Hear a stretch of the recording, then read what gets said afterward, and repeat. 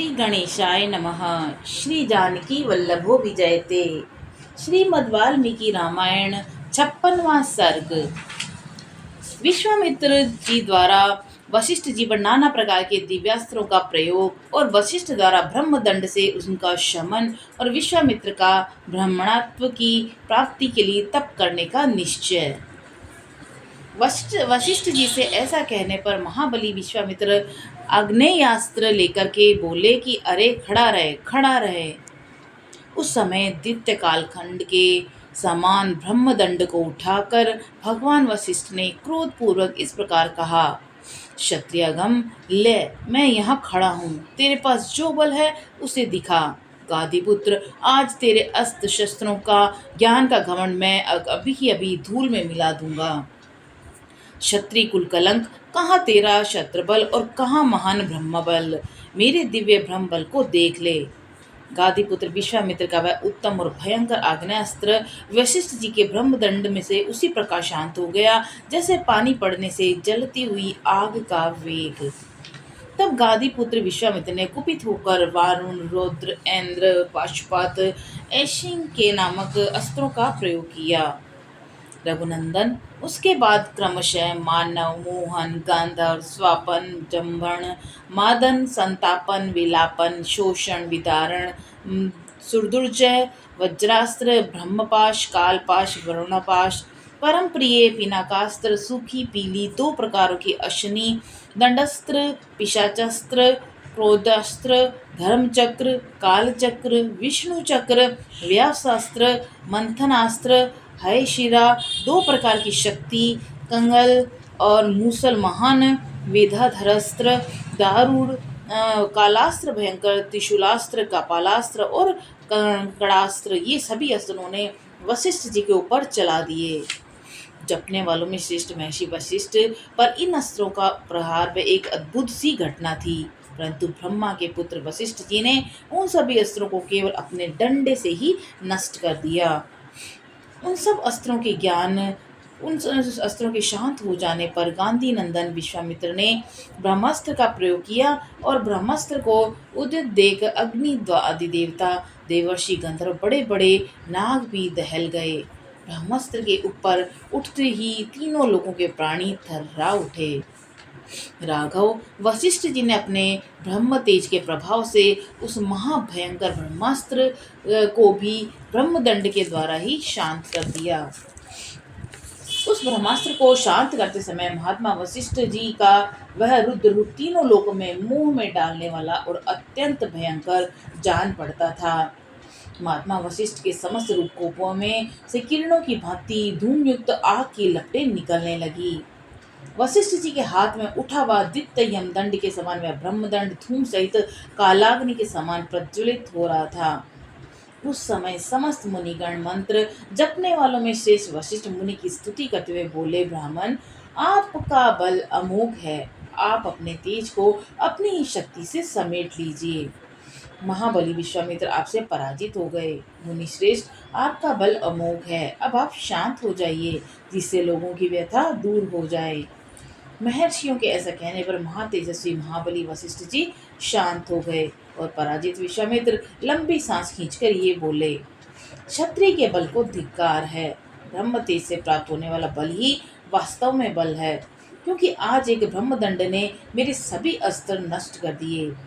इस घटना को प्रत्यक्ष देखकर अब मैं अपने मन और इंद्रियों को निर्मल करके उस महान तप का अनुष्ठान करूंगा जो मेरे लिए ब्राह्मणत्व की प्राप्ति का कारण बनेगा। इस प्रकार श्री वाल्मीकि निर्मित आश्रमण आदि काव्य के बालकांड में 56वां सर्ग पूरा हुआ। जय श्री राम। 57वां सर्ग।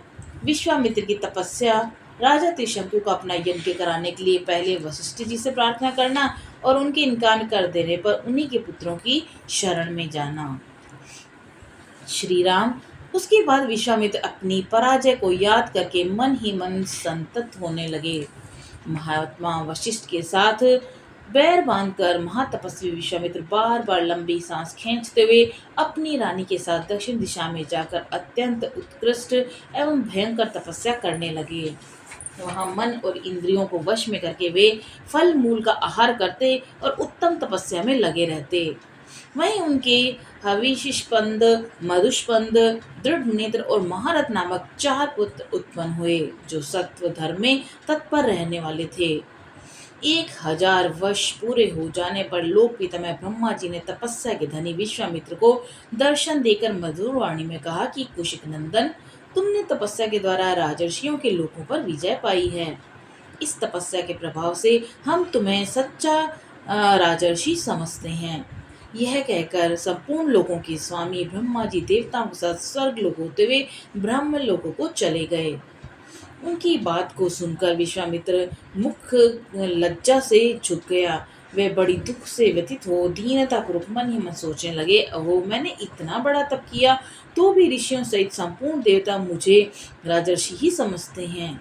मालूम होता है इस तपस्या का कोई फल नहीं हुआ। श्री राम मन में ऐसा सोचकर अपने मन को वश में रखने वाले महातपस्वी धर्मात्मा विश्वामित्र पुनः भारी तपस्या में लग गए।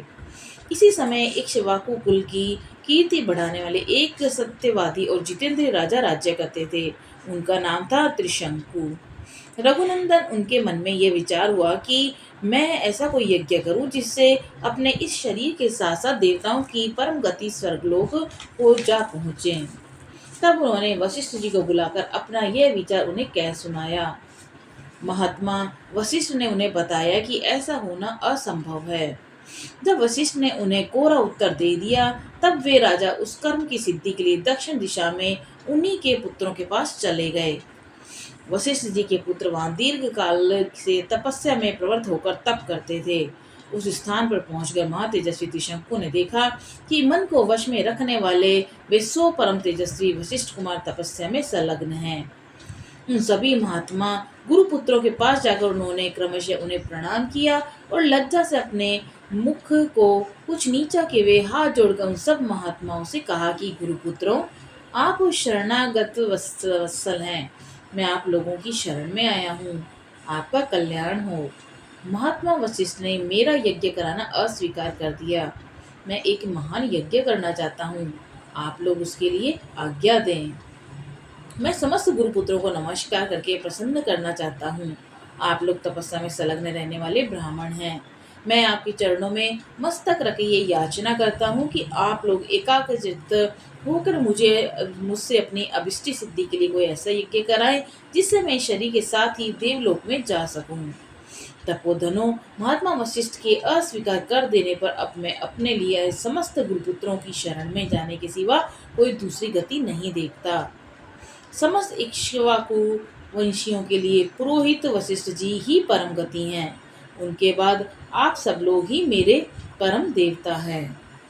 इस प्रकार श्री वाल्मीकि निर्मित आश्रमण आदि काव्य के बालकांड में 57वां सर्ग पूरा हुआ।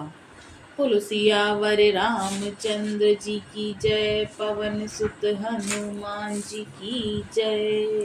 वाल्मीकि रामायण बालकांड का 58वां सर्ग।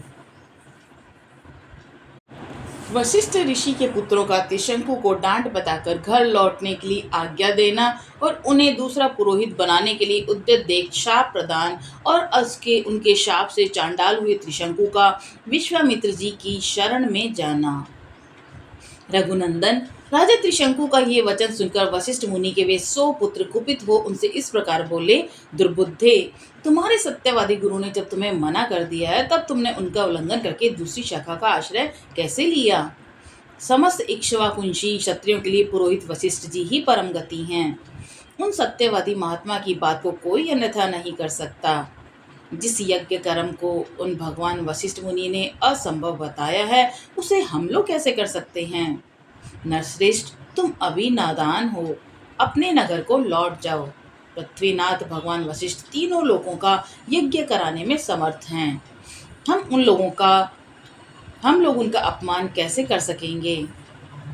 गुरुपुत्रों का यह क्रोधयुक्त वचन सुनकर राजा त्रिशंकु ने उन्हें इस प्रकार कहा कि तपोधनो, भगवान वशिष्ठ जी ने तो मुझे ठुकरा ही दिया था।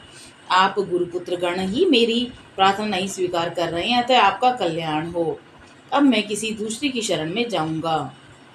त्रिशंकु का यह घोर अभिसंधिपूर्ण वचन सुनकर महर्षि के पुत्रों ने अत्यंत कुपित उन्हें शाप दे दिया।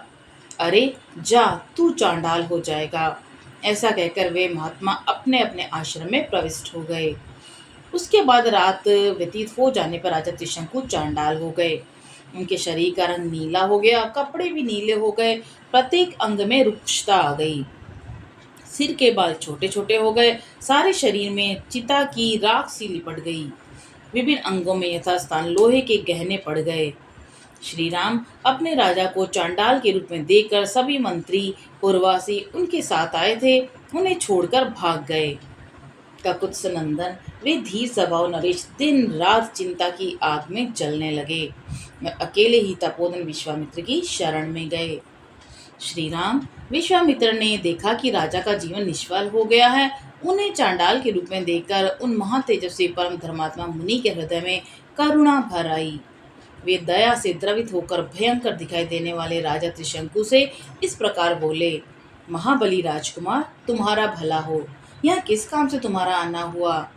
वीर अयोध्या नरेश, जान पड़ता है कि तुम शाप से चांडाल भाव को प्राप्त हुए हो।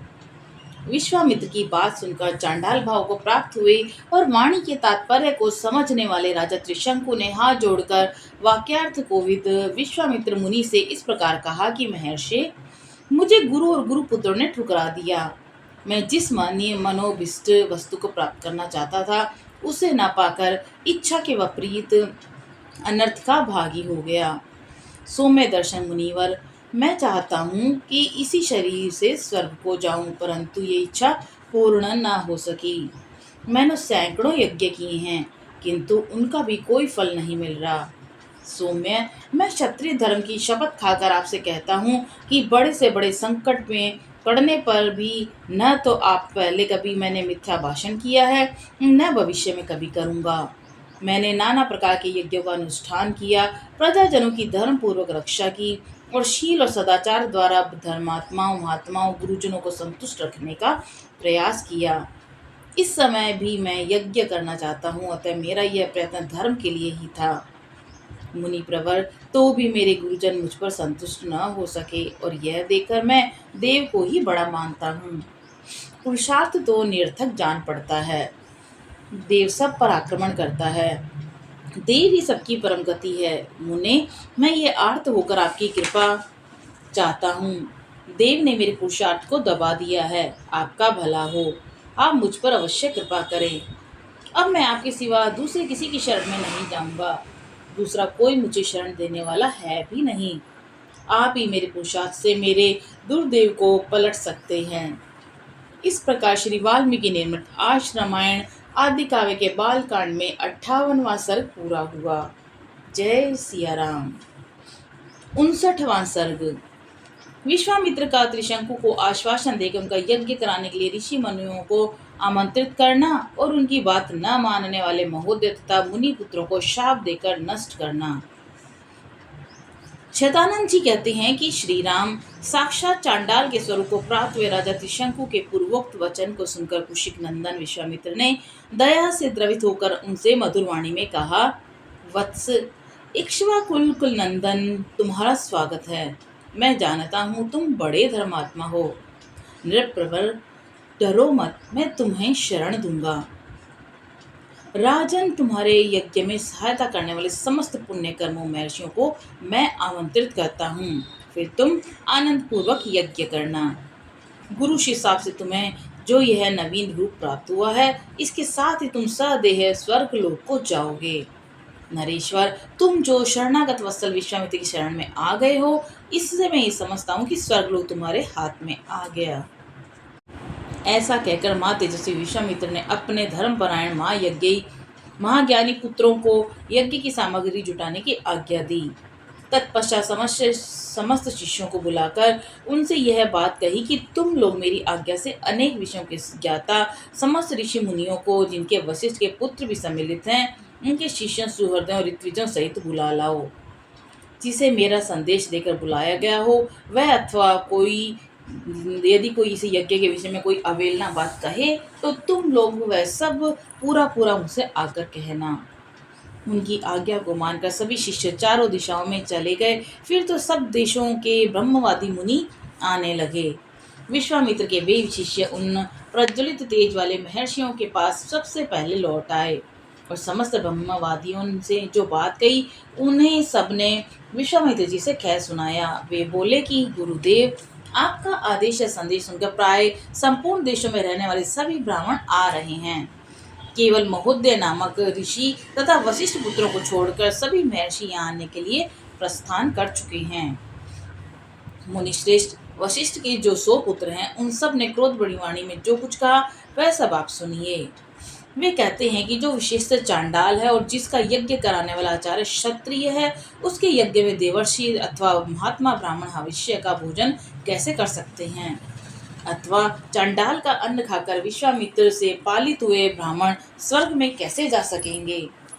मुनि प्रवर महोदय के साथ वशिष्ठ के सभी पुत्रों ने क्रोध से लाल आंखें करके ये उपयुक्त निष्ठुतापूर्ण बातें कही थीं। यह सबकी बात सुनकर मुनिवर विश्वामित्र के दोनों नेत्र क्रोध से लाल हो गए और वे रोष पूर्वक इस प्रकार बोले, मैं उग्र तपस्या में लगा हूँ और दोष या दुर्भावना से रहित हूँ, तो भी जो मुझ पर दोषारोपण करते हैं वे दुरात्मा भस्मीभूत हो जाएंगे, इसमें संशय नहीं। आज कालपाश से बांधकर मैं यमलोक में पहुंचा दिए जाएंगे।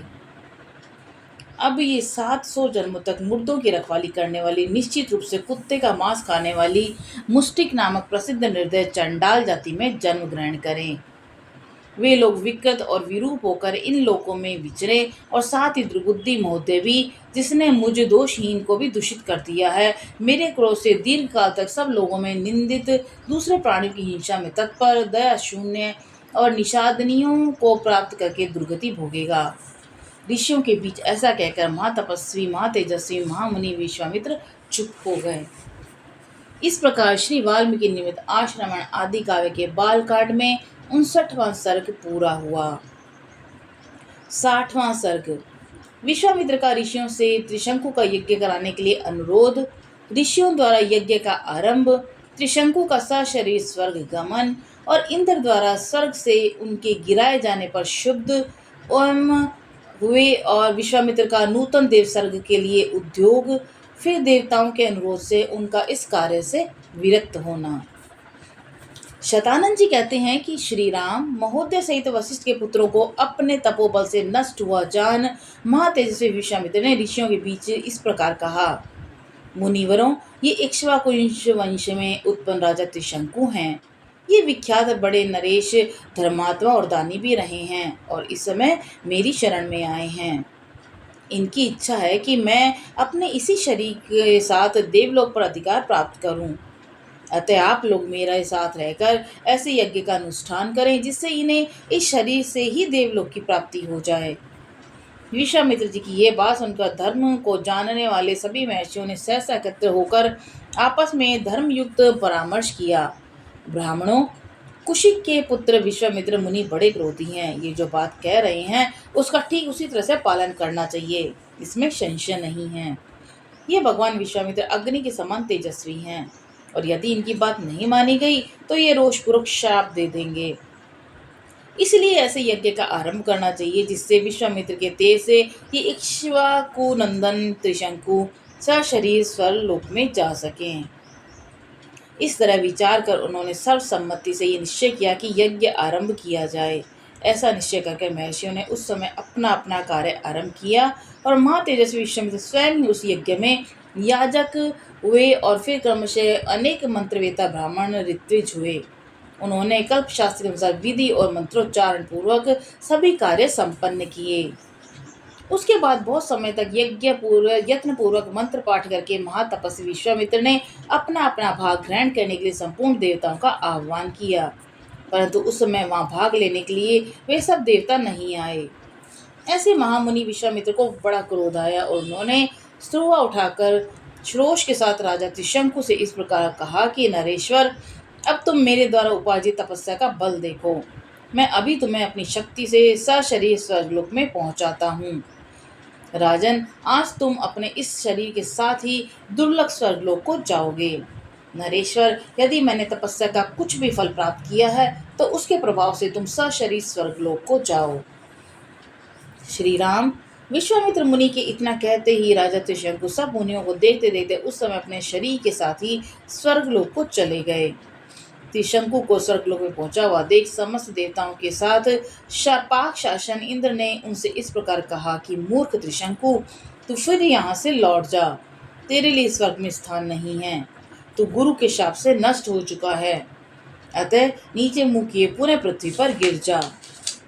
इंद्र के इतना कहते ही राजा त्रिशंकु तपोधन विश्वामित्र को पुकार कर त्राही त्राही की रट लगाते हुए पुनः स्वर्ग से नीचे गिरे। चीखते चिल्लाते हुए त्रिशंकु की वह करुण पुकार सुनकर कौशिक मुनि को बड़ा क्रोध हुआ। वे त्रिशंकु से बोले कि राजन वहीं ठहर जा, वहीं ठहर जा। उनके ऐसा कहने पर त्रिशंकु बीच में ही लटक गए। तत्पश्चात तेजस्वी विश्वामित्र ने ऋषि मंडली के बीच दूसरे प्रजापति के समान दक्षिण मार्ग के लिए नए सप्तऋषियों की सृष्टि की और क्रोध में भरकर उन्होंने नवीन नक्षत्रों का निर्माण कर डाला।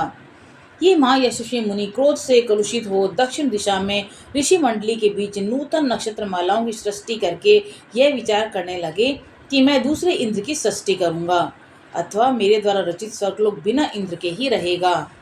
ऐसा निश्चय करके उन्होंने क्रोधपूर्वक नूतन देवताओं की सृष्टि प्रारंभ की। इसे समस्त देवता, असुर और ऋषि समुदाय बहुत घबराए और सभी वहां पर आकर महात्मा विश्वामित्र से विनय पुरकार बोले कि महाभाग, ये राजा त्रिशंकु गुरु के शाप से अपना पुण्य नष्ट करके चांडाल हो गए हैं। अतः तपोधन, ये शरीर स्वर्ग में जाने के कदापि अधिकारी नहीं है। उन देवताओं की बात सुनकर मुनिवर कौशिक ने संपूर्ण देवताओं से परमोत्कृष्ट वचन कहा, देवगण, आपका कल्याण हो। मैंने राजा त्रिशंकु को सदेह स्वर्ग भेजने की प्रतिज्ञा कर ली है, अतः उसे मैं झूठी नहीं कर सकता। इन महाराज त्रिशंकु को सदा स्वर्गलोक का सुख प्राप्त होता रहे। मैंने जिन नक्षत्रों का निर्माण किया है वे सब सदा मौजूद रहें। जब तक संसार रहे तब तक ये सभी वस्तुएं जिनकी मेरे द्वारा सृष्टि हुई है सदा बनी रहे। देवताओं, आप सब लोग इन बातों का अनुमोदन करें। उनके ऐसा कहने पर सब देवता मुनिवर विश्वामित्र से बोले कि महर्षि, ऐसा ही हो, ये सभी वस्तुएं बनी रहें और आपका कल्याण हो। मुनिश्रेष्ठ, आपके रचे हुए अनेक नक्षत्र आकाश में वैश्वानर पथ से बाहर प्रकाशित होंगे और उन्हीं ज्योतिर्मय नक्षत्रों के बीच में सिर नीचा किए हुए त्रिशंकु भी प्रकाशमान रहेंगे। वहां उनकी स्थिति देवताओं के समान होगी और ये सभी नक्षत्र इन कर्तात्व यशस्वी श्रेष्ठ का स्वर्गीय पुरुष की भांति अनुसरण करते रहेंगे। इसके बाद संपूर्ण देवताओं ने ऋषियों के बीच में ही महातेजस्वी धर्मात्मा विश्वामित्र मुनि की स्तुति की। इससे प्रसन्न होकर उन्होंने बहुत अच्छा कहकर देवताओं का अनुरोध स्वीकार कर लिया। नरश्रेष्ठ श्री राम तदंतर यज्ञ समाप्त होने पर सब देवता तपोधन महर्षि जैसे आए थे उसी प्रकार अपने अपने स्थान को लौट गए। इस प्रकार श्रीमद् वाल्मीकि निर्मित आश्रमण आदि काव्य के बालकांड में 60वां सर्ग पूरा हुआ। बोलो सियावर रामचंद्र जी की जय, पवन सुत हनुमान जी की जय। जय श्री राम।